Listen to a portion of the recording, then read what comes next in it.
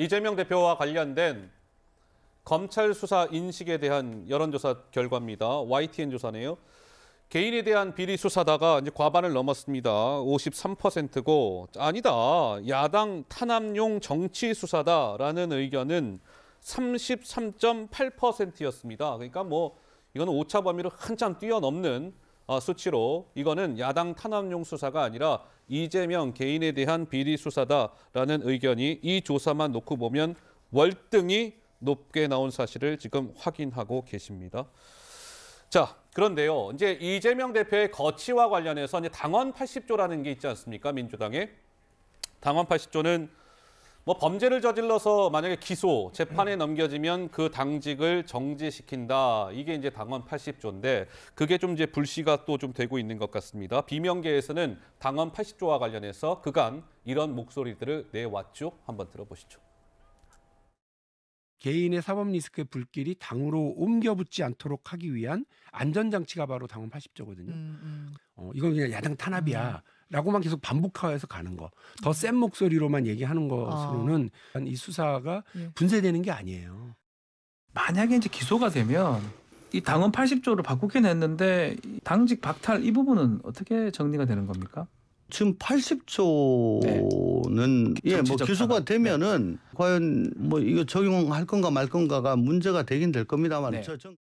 이 대표가 기소가 되면은 당원 80조가 발동이 되는 겁니까? 저는 원칙적으로 당연히 발동이 돼야 된다고 생각합니다. 기소가 될 정도의 사법적 의혹을 받고 있으면 당의 부나 손실이 있지 않도록 당직을 물러나도록 해야 한다.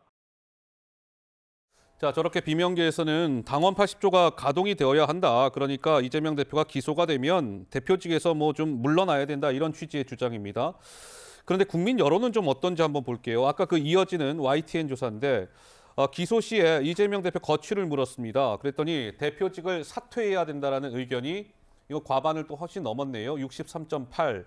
대표직 아니요. 유지하는 게 옳습니다. 라는 의견은 27.9%에 그쳤습니다. 김연아 의원님, 그런데 이재명 대표도 지난번 KBS와의 인터뷰에서 뭐 기소 여부와 상관없이 대표직을 계속 유지해 나가겠다는 뉘앙스로 주장하지 않았습니까? 이 국민 여론과는 좀 배치되는 것 같은데 어떻게 보십니까? 저는 당대표가 될 때 이 모든 것들을 예상했던 리스크라고 생각이 됩니다. 그래서 처음에 당원 80조를 이제 막 바꾸려고 그랬었죠. 그러다 이제 안 됐지만 그 뒤에 또 단서 조항을 지금 살짝 바꿨습니다. 원래 윤리심판원에 가서 이것이 정치 탄압인지 아닌지를 다시 검토하게 하고 만약에 정치 탄압이면 여러 가지 부패 혐의에 의해서 기소가 되지만 당대표직을 유지할 수 있도록 했죠. 그런데 윤리심판원보다 더 쉽게 당무위원회라고 이걸 또 살짝 바꿔놨습니다. 당무위원회 의장은 이재명 대표입니다. 네, 뭐 결국은 정치적 판단을 최고위원회에서 하겠다는 걸로 해석이 되는데요. 저는 결코 내려놓지 않을 겁니다. 그걸 하기 위해서 이미 저 방탄으로 당원 당규에 대한 그 방탄 조항을 다 만들어놨다라고 보고 있고요.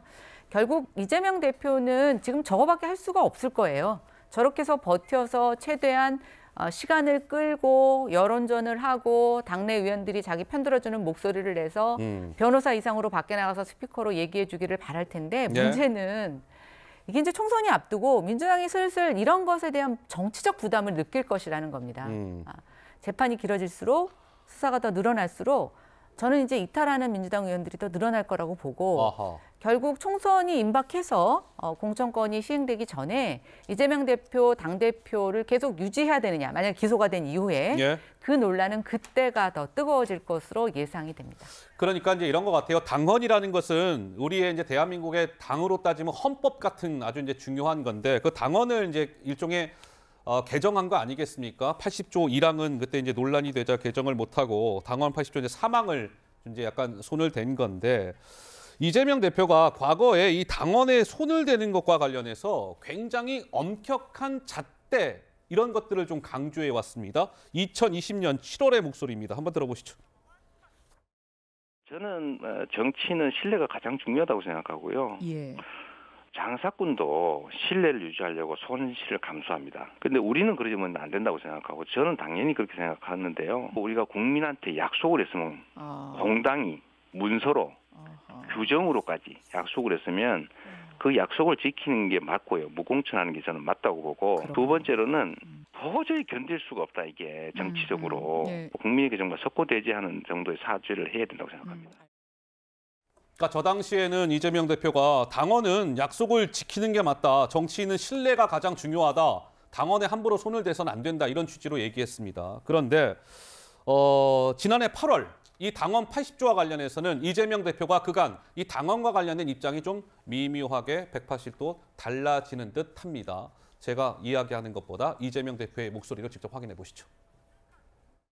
여당의 정부의 야당 침탈 루트가 될 수 있다라는 점에서 저는 기소만으로 하는 것은 적절치 않다. 무죄 추정의 원칙에도 반할 뿐만 아니라 검찰의 야당 탄압의 통로가 된다라는 측면에서 저는 고려할 필요가 있다고 보고요. 조항 자체가 사실은 우리 박용진 후보님이 생각하시는 것처럼 이걸 개정하려는 게 저 때문이 아닙니다. 제가 알기로는.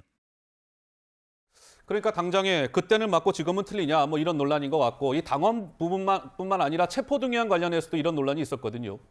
그렇죠. 사실 참 이제 정치인이라는 사람들은 이제 자기의 이익과 당의 이익을 위해서 싸워야 되는 사람이니까 때로는 좀 뭐 뻔뻔한 얘기를 할 수도 있는 것인데 참 흥미로운 건 이제 본인에 관련해서 이러한 당원 개정에 대한 모든 논란이 있었는데 이제 본인이 본인을 셀프 디펜스 하면서 이렇게 얘기하는 게 참 한편으로는 좀 아이러니하고 좀 재밌다는 생각도 드는데요. 예전에 왜 뭐 조국 장관의 트위터가 예전에 조국 전 장관의 트위터와 지금의 조국을 다 반박할 수 있다는 조적조란 말도 있었는데 조적조. 지금 이재명 대표도 약간 그런 것 같아요. 과거 이재명 대표의 어떤 발언으로 현재 이재명 대표의 발언을 다 엎을 수 있는 약간 그런 상황에 몰린 것 같아서 저는 좀 흥미롭다, 굉장히 아이러니하다 그렇게 봤습니다. 아이러니하다. 우리 설 부위원장.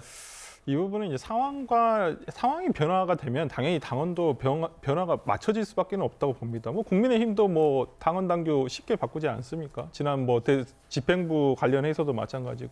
그렇기 때문에 지금 방안 80조와 관련해서는 뇌물과 불법 정치자금 수수 등의 부정부패 사범이어야 됩니다. 근데 지금 예를 들어서 이재명 당대표에게 주어진 혐의가 어떠한 부정부패 사범이라고 볼 수가 있나요? 그리고 이것을 객관적으로 국민 모두가 인정할 만큼의 어떤 객관적인 증거가 어떤 검찰에서 제시를 하고 있나요? 그렇기 때문에 저는 이 부분에 대해서는 당연한 정치 탄압으로 볼 수밖에 없다. 민주당 입장에서는. 그렇기 때문에 저는 이 부분 80조가 적용될 여지가 당연히 없다 생각하지만 여지가 되더라도 저는 예외 규정에 포함된다고 생각하기 때문에 이 부분에 대해서 왈가왈부하는 것은 별로 뭐 그렇게 실익이 크진 않다고 봅니다. 알겠습니다. 뭐 실익이 크지 않다 뭐 이런 뭐 목소리도 주셨지만 어쨌든 당내에서는 또 조금 논란이 이어지고 있는 것 같습니다. 이재명 대표의 소환 사흘 앞으로 다가왔습니다. 이번 주 토요일입니다. 뭐 불출석 아까 정청래 최고는 불출석해야 된다 뭐 이런 얘기까지 했는데 소환을 앞두고 연일 이재명 대표를 둘러싼 논란은 계속 좀 이어지지 않을까 싶네요.